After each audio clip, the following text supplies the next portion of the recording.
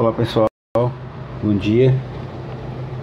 Eu irei iniciar algumas aulas sobre o curso de Física completo aí, tanto para o ensino médio como no superior. Então hoje eu vou falar sobre uma discussão inicial sobre padrões e unidades.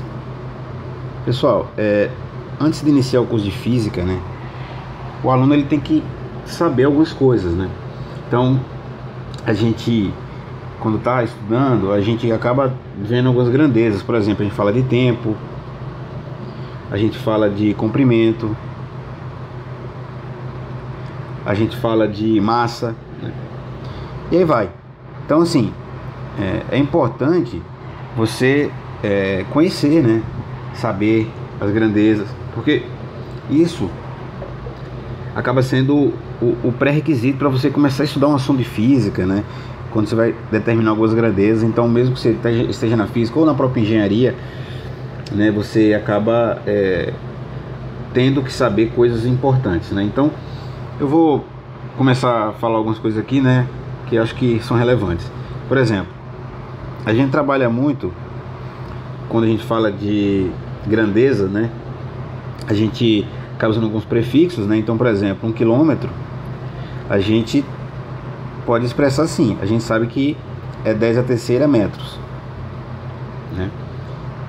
Então, de forma geral, a gente escreve assim, Então, aqui eu sei que é uma forma de se expressar, Então, com potências, Então, usa essa notação exponencial. Ela é muito relevante, Então, a gente encontra muito itens assim, que acaba sendo representada com a notação exponencial. Então isso é importante saber antes de iniciar o curso de Física, E aí nós temos o Sistema Internacional de Unidades, vocês vão encontrar que é o SI, E ele traz, algumas padronizações.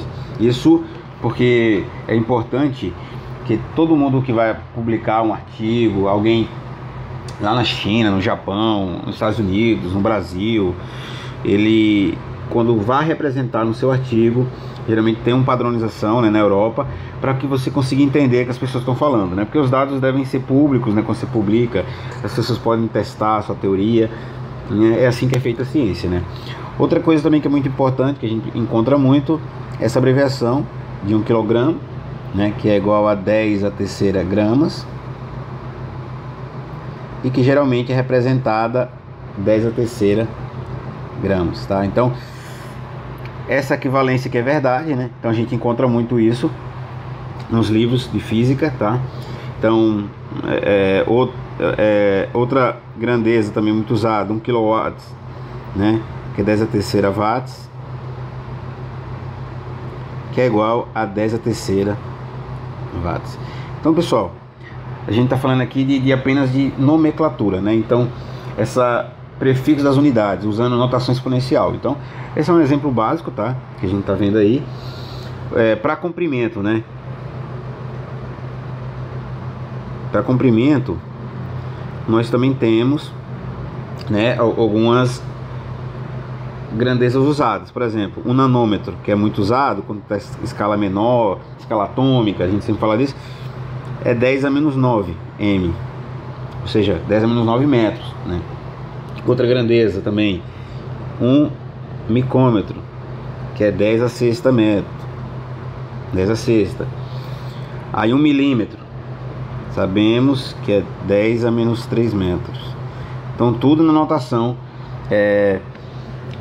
exponencial. E sabemos que geralmente, toda vez que a gente resolve um problema de física, nós temos que fazer a conversão, de nanômetro ou micômetro para metros, porque geralmente trabalha no Sistema Internacional de Unidades, que para metro, para comprimento, é metro, Outra que a gente pode olhar também aqui, massa, A gente sempre estuda a massa de um buraco negro, massa de um planeta, Então assim, massa de um projétil. Então, ao longo do curso da física, nós vamos ver muito isso, Vou tentar trazer da melhor maneira possível, Então aqui, por exemplo, microgramas.